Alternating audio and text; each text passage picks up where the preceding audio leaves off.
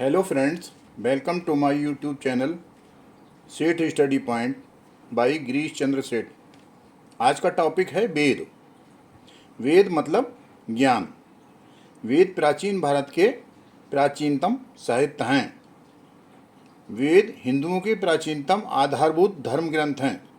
वेद विश्व मानव के कल्याणदायक ग्रंथ रत्न हैं। भारतीय संस्कृति में वेद वर्णाश्रम धर्म के मूल और सबसे प्राचीन ग्रंथ हैं। मान्यता है कि इनके मंत्रों को परमेश्वर ने प्राचीन ऋषियों को अप्रत्यक्ष रूप से सुनाया था, इसलिए वेदों को श्रुति भी कहा जाता है। वेदों को किसी एक ऋषि या विद्वान द्वारा रचित नहीं किया गया है। ये श्रुतियों के संकलित ग्रंथ हैं, इसलिए इन्हें संहिता भी कहा जाता है। संहिता को 4 भागों में विभाजित किया गया है: ऋक् संहिता या ऋग्वेद, यजु संहिता या यजुर्वेद, साम संहिता या सामवेद, अथर्व संहिता या अथर्ववेद। इस प्रकार वेद 4 हुए: ऋग्वेद, यजुर्वेद, सामवेद, अथर्ववेद। ऋग्वेद, सामवेद, अथर्ववेद को तीनों वेदों को मिलाकर एक साथ यदि बोला जाता है तो उसे वेद त्रयी कहा जाता है। इस प्रकार वेद त्रयी में ऋग्वेद, यजुर्वेद, सामवेद तीनों वेद आते हैं। अथर्ववेद चूंकि बाद में लिखा गया है, इसलिए अथर्ववेद इसमें नहीं आता है। ऋग्वेद में 10 मंडल हैं। ऋग्वेद को 10 मंडल में डिवाइड किया गया है, अतः इसे 10 तई भी कहते हैं। मंत्रों के संकलन, गिरहण, उच्चारण, विषयक भेदों से संहिताओं की अनेक शाखाएं बन गईं। महाभाष्यकार पतंजलि ने परससाहनिक में ऋग्वेद की 21, यजुर्वेद की 100, सामवेद की 1000 और अथर्ववेद की 9 शाखाओं का उल्लेख किया है। इस प्रकार कुल 1130 शाखाओं में से अधिकांश शाखाएं अध्ययन के अभाव में समाप्त हो गईं। वर्तमान में कुछ ही शाखाएं उपलब्ध हुई हैं।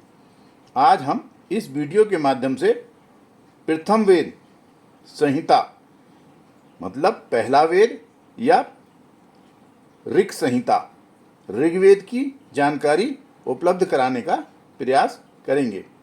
जल्दी ही हमारे सेठ स्टडी पॉइंट यूट्यूब चैनल पर आपको हिंदी भाषा का विकास, हिंदी दिवस, हनुमान जी की अष्टसिद्धियाँ 9 निधियाँ, महिलाओं के 16 श्रृंगार, प्रमुख प्रचलित संबत, वेदों पर प्रश्नोत्तरी, इतिहास के पुरातात्विक स्रोत पर प्रश्नोत्तरी, सम्राट अशोक के दीर्घ शिलालेख पर वीडियो आपको दिखाई देंगे, जो सभी प्रतियोगी परीक्षाओं के लिए काफ़ी लाभदायक सिद्ध होंगे।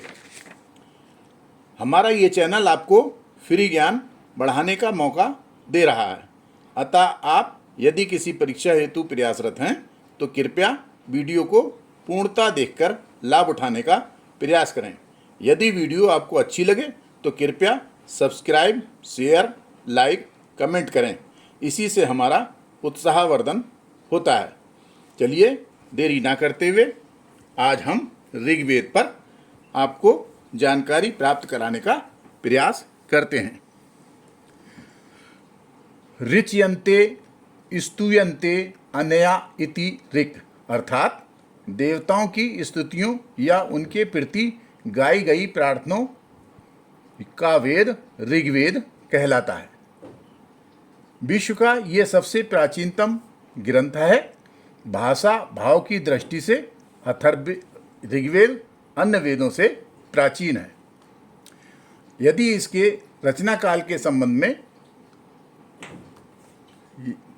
वर्णन किया जाए तो बाल गंगाधर तिलक के अनुसार इसको 6000 ईसा पूर्व लिखा गया था।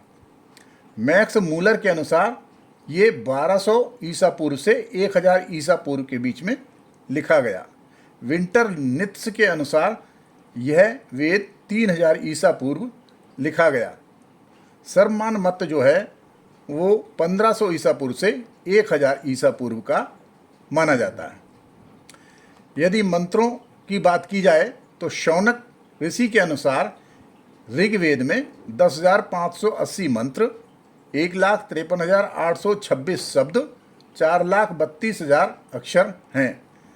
अन्य वेदज्ञों और इतिहासकारों के अनुसार इसमें 10,467 से 10,589 तक मंत्र हैं।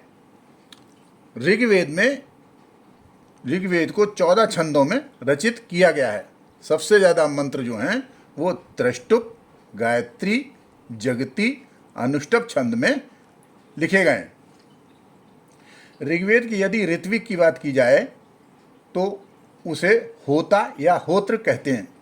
ऋग्वेद के आचार्य पैल हैं। ऋग्वेद में 33 कोटि देवताओं का उल्लेख है, जिनमें 11 पृथ्वी पर, 11 अंतरिक्ष में और 11 धूलोक में पाए जाते हैं।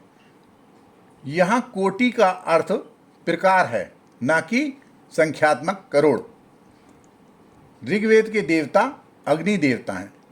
उपवेद की यदि बात की जाए तो इसके ऋग्वेद के उपवेद आयुर्वेद है। आयुर्वेद के कर्ता जो हैं धन्वंतरि हैं। सुश्रुत के अनुसार आयुर्वेद अथर्ववेद का उपवेद है। यदि ऋग्वेद की शाखाओं की बात की जाए तो पतंजलि के अनुसार ऋग्वेद में 21 शाखाएं हैं। चक्रव्यूह ग्रंथ के अनुसार इसमें 5 शाखाएं हैं, साकल, बास्कल, आश्वलायन, संखायनी और मांडूकायनी। इस प्रकार इसमें 5 शाखाएं हैं। जो वर्तमान में इस समय है, वर्तमान में केवल साकल शाखा ही उपलब्ध है। ऋग्वेद के यदि ब्राह्मण की बात की जाए तो ऐत्रेय ब्राह्मण 8 पंजिकाओं में विभाजित है, जिनमें अंतिम 2 पंजिकाएं जो हैं राज्याभिषेक का व्याख्या करती हैं। कौशितकी ब्राह्मण में प्राचीन संस्कृत का ग्रंथ है। ये वेदांत के सभी संप्रदायों के ये सामान्य है। तो इस प्रकार ऋग्वेद में 2 ब्राह्मण पाए जाते हैं, ऐत्रेय और कौशितकी या सांख्यायन।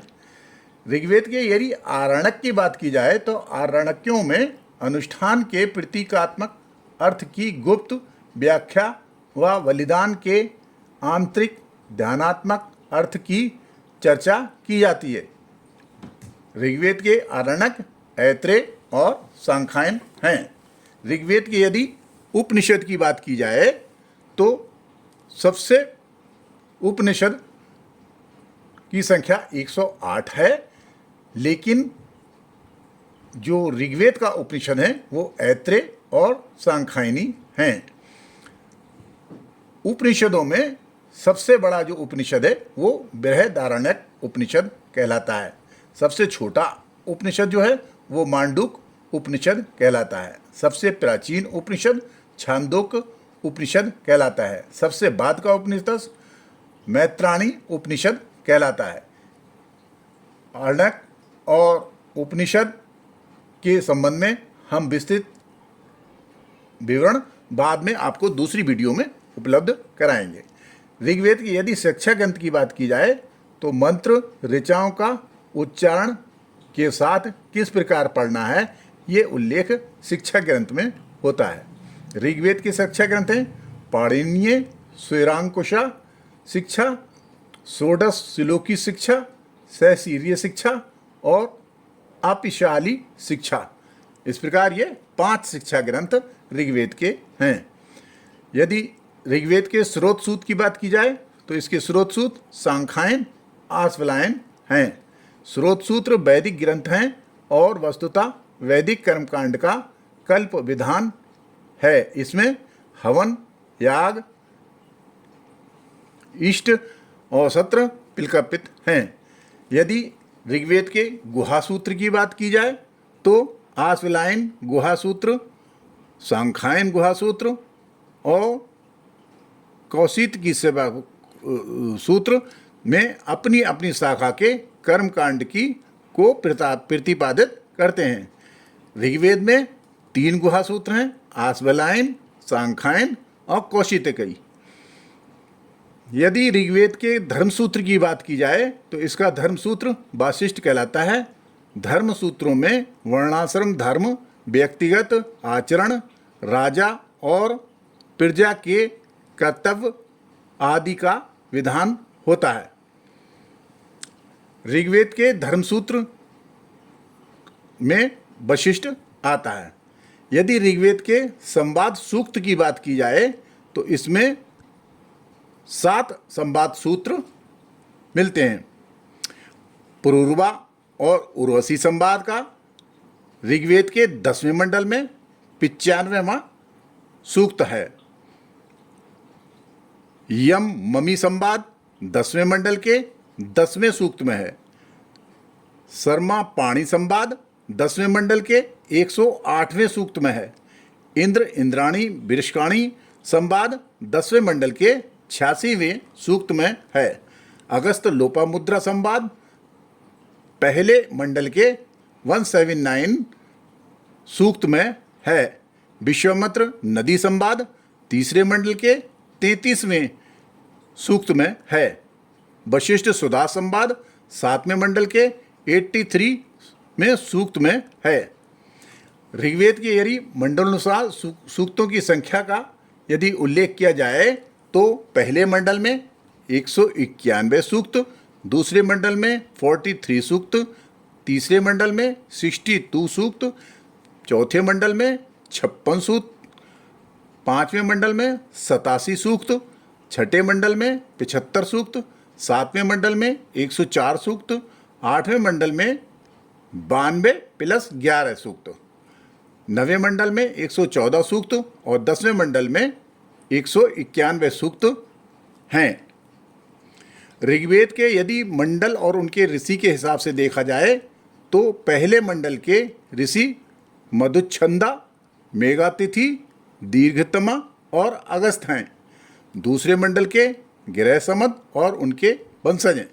तीसरे मंडल के विश्वामित्र और उनके वंशज हैं। चौथे मंडल के वामदेव और उनके वंशज हैं। पांचवें मंडल के अत्रि और उनके वंशज हैं। छठे मंडल के भारद्वाज और उनके वंशज हैं।